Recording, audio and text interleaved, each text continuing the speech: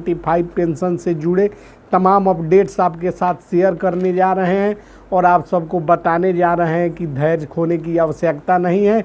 सरकार जो कर रही है वह पहले आप जान लीजिए। तो नमस्कार, आप देख रहे हैं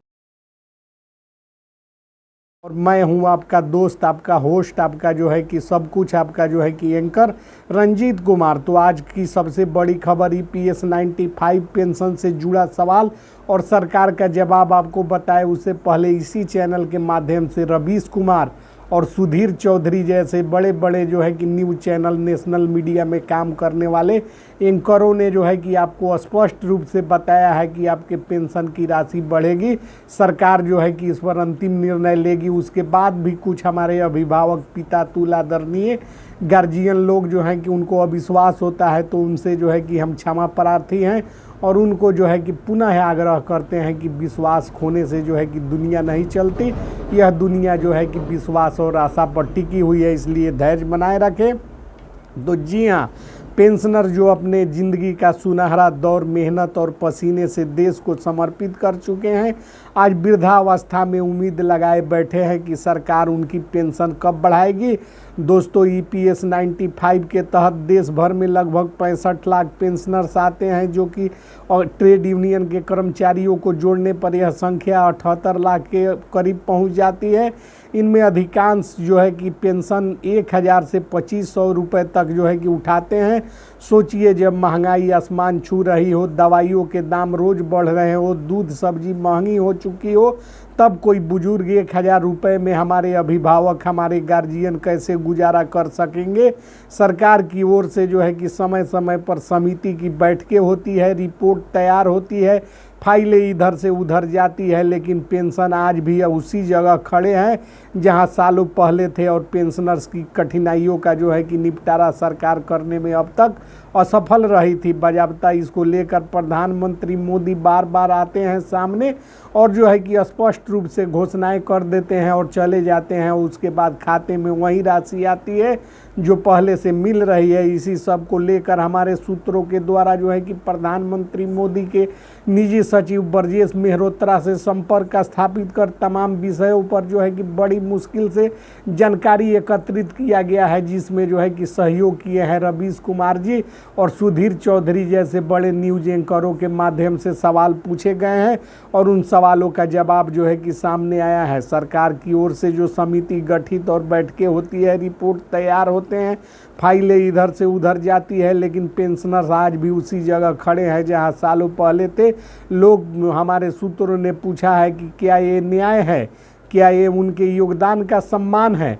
स्पष्ट रूप से जानकारी सुधीर चौधरी के सौजन्य से जो है कि प्राप्त हो रही है। देश भर में पेंशनरों के संगठन लगातार आंदोलन कर रहे हैं, जगह जगह धरने, प्रदर्शन, ज्ञापन की खबरें आती रहती है। दिल्ली के जंतर मंतर से लेकर लखनऊ, पटना, भोपाल, चंडीगढ़ तक पेंशनर सड़कों पर उतर चुके हैं। उनकी केवल एक ही मांग है, न्यूनतम पेंशन 7000 रुपये तय की जाए और महंगाई भत्ता भी जोड़ा जाए। सवाल ये है कि सरकार इस दर्द को समझ नहीं रही है। रिटायरमेंट के बाद जिन लोगों ने फैक्ट्रियों में, सरकारी संस्थानों में, मिलों में, रेलवे और बिजली विभाग में दशकों तक काम किया, क्या उन्हें बुढ़ापे में सिर्फ 2 वक्त की रोटी के लिए तरसना चाहिए?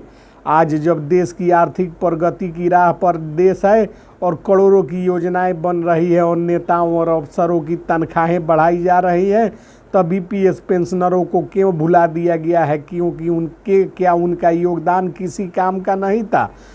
तो मेरे अभिभावकों, कई पेंशनर ऐसे हैं जिनकी पेंशन इतनी कम है कि वे इलाज तक नहीं करा पाते हैं। डायबिटीज़, हार्ट की बीमारी जैसी दिक्कतें आम हैं, लेकिन दवाई का खर्च उठाना उनके लिए असंभव है। नतीजा यह है कि कई पेंशनर लाचार होकर अपने बच्चों पर बोझ बन जाते हैं और कई तो अपनी बचत से भी हाथ धोना पड़ता है। अब सवाल ये है कि सरकार क्या कर रही है। सुनने में आया है कि श्रम मंत्रालय की ओर से रिपोर्ट तैयार की जा रही है, समिति अपनी सिफारिशें देने वाली है। उम्मीद की जा रही है कि इस महीने और आने वाले समय में कोई ठोस निर्णय लिया जा सकता है, लेकिन पेंशनरों का कहना है कि अब सिर्फ उम्मीद नहीं, ठोस कदम चाहिए। दोस्तों, ईपीएस 95 पेंशनरों का संघर्ष सिर्फ पैसों का नहीं है, ये सम्मान और अस्तित्व की लड़ाई है। हर पेंशनर चाहता है कि उनके जीवन की आखिरी घड़ियां गरिमा के साथ बीते और वो भी सुरक्षा मिले और उन्हें भी जो है कि समाज में सम्मान मिले और सब जो है कि आदर की दृष्टि से देखे।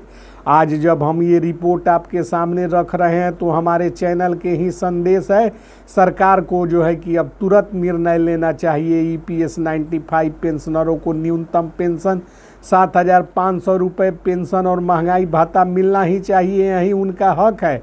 तो आइए हम सब मिलकर इस मुद्दे को मजबूती से उठाएं ताकि पेंशनर अपने जीवन और देश की दया पर निर्भर न रहे, बल्कि उनको उनका हक और सम्मान मिले और साथ ही साथ जो है कि उनको सब कुछ जो है कि मुहैया करे सरकार, जिसमें महंगाई भत्ता भी जोड़ा जा सके। जी हाँ, वो पेंशनर जो अपने जीवन का सुनहरा दौर मेहनत और पसीने से देश को समर्पित कर चुके हैं, आज वृद्धावस्था में उम्मीद लगाए बैठे हैं कि सरकार उनकी पेंशन बढ़ाएगी। दोस्तों, ईपीएस 95 के तहत देश भर में लगभग 78 लाख पेंशनर आते हैं। इनमें अधिकांश की पेंशन सिर्फ 1,000 से 2,500 रुपये तक है। सोचिए, जब महंगाई आसमान छू रही हो, दवाइयों दूध सब्जी के दाम बढ़ चुके हैं, तो ऐसी परिस्थिति में 1,000 से 2,500 रुपये में बुजुर्ग दंपति, हमारे अभिभावक सुपर सिटीजन जो लड़ रहे हैं, उनका जीवन कैसे चल सकता है। इसी को लेकर सुधीर चौधरी के माध्यम से और रवीश कुमार के माध्यम से हमारे सूत्रों ने पीएमओ में संपर्क स्थापित कर प्रधानमंत्री के निजी सचिव ब्रजेश मेहरोत्रा से सारी जानकारी प्राप्त की और उन्होंने बताया कि इसमें जो है कि अब विलंब नहीं होगा और तत्काल प्रभाव से पेंशन की राशि बढ़ाई जाएगी और सबको जो है कि 7,500